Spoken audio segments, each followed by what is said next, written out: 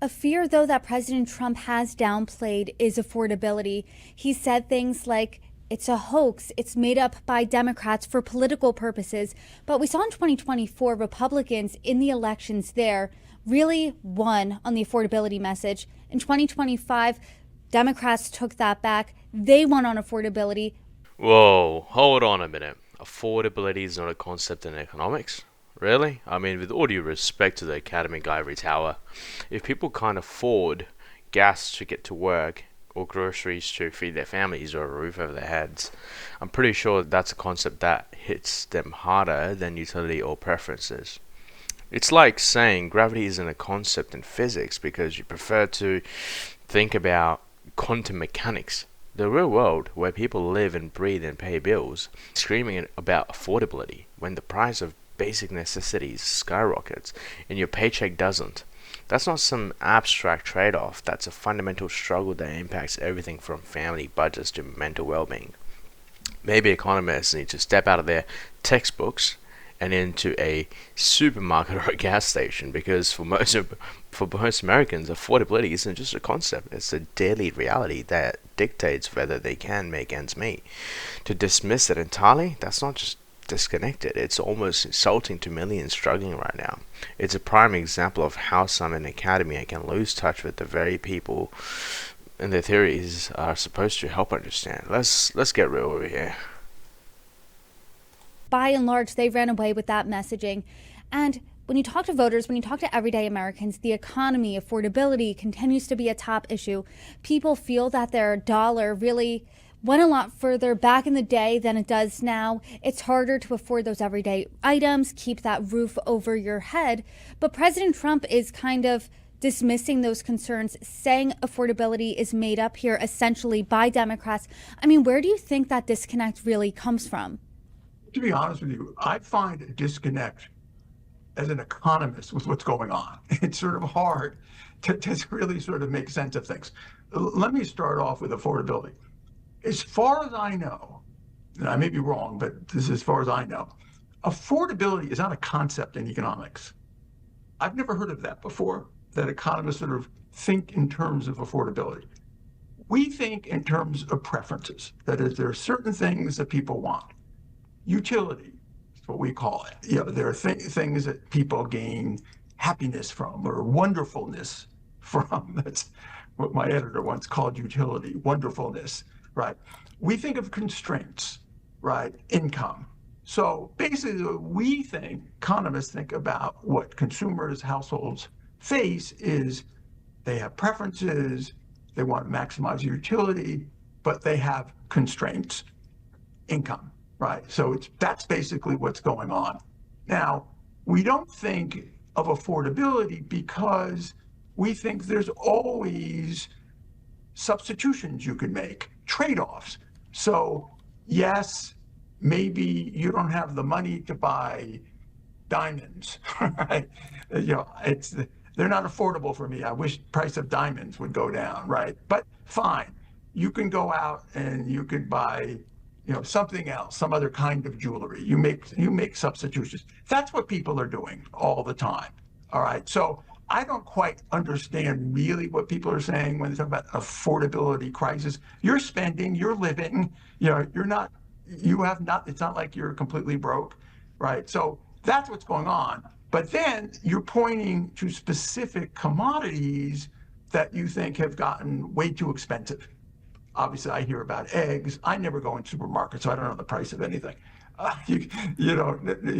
Eggs are expensive. I don't know, meat, maybe that's more expensive. But again, it's not that you don't afford it, because you're probably going to buy it. It's just that you're not going to New York or LA for vacation.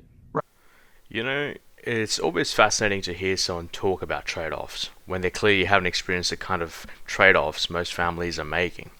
Not into New York or LA for vacation. For many, the trade off isn't between a luxury trip and a staycation. It's between paying for groceries or filling up the gas tank. It's between seeing a doctor or fixing a leaky roof. This kind of framing, where basic necessities are lumped in with discretionary spending, completely misses the point. When eggs double in price or your electricity bill goes through the roof, that's not a trade off. You're happy making for a different kind of utility. That's a forced sacrifice, a bite out of families' financial stability. It highlights a fundamental misunderstanding. People aren't complaining because they can't buy diamonds. They're complaining about the purchasing power of their hard-earned dollar has been eroded to the point where they're struggling to maintain the standard of living they once had. And that, my friends, is not a hoax or a preference problem, it's a policy problem. You're going to make other trade-offs. So I think what's going on is the real price increases. Gasoline, I guess, is another one people mention. I didn't think that was so bad. I mean, I remember the other days when it's been worse. Anyways, and so they're forced to make trade-offs. So that's what's really happening.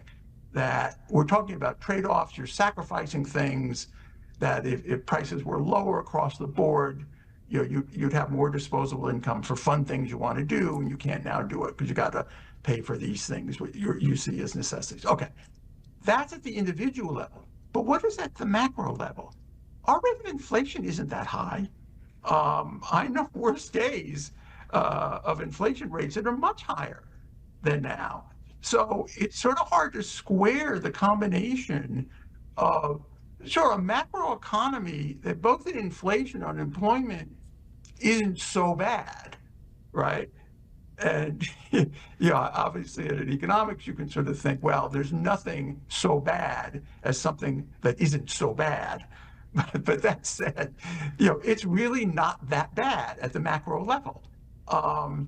But people are acting as if we have 10% inflation, 10% unemployment. No, it's not like that. All right. Yes, there's sluggishness in a variety of places. And I think what it is still certain parts that are a little bit difficult to square. But at the same time, you don't want what the administration is doing is sort of blowing this off and saying it's a hoax. Again, this is just adding fear because then you're thinking, well, wait a minute, I know what I'm paying for things. And I really don't like it that I have to make these trade-offs. And I don't like it that certain things that I'm used to getting are so expensive now. And then when someone tells you, oh, you're imagining it, no, this is real. And it all gets back to what I've been saying at the beginning. Uncertainty, fear. Okay, finally some common ground. The economist is right. Dismissing people's real concerns as imagining it or a hoax is absolutely not a good thing to do. It breeds distrust and resentment, and it makes people feel unheard. But here's the kicker. The fear and uncertainty aren't just coming from rhetoric. They're coming from actual, measurable economic pain. When the administration tells you the economy is booming while your grocery bill is crushing you, that's a real disconnect. You don't have to be an economist to know when your money doesn't go as far. The issue isn't whether Trump used the right word, it's whether the policies in place are actually making life better for average Americans. And right now, for many, they're not. So yes, don't dismiss people's pain, but also let's acknowledge why that pain exists. It's not just a feeling, it's a result of inflationary spending, regulatory burdens, and a government that seems more concerned with abstract economic models than the kitchen table budgets of its citizens. The solution aren't in semantics, they're in sound economic policy. All of this is just coming together in that way, which is not a good thing to do. Let me just leave it at that.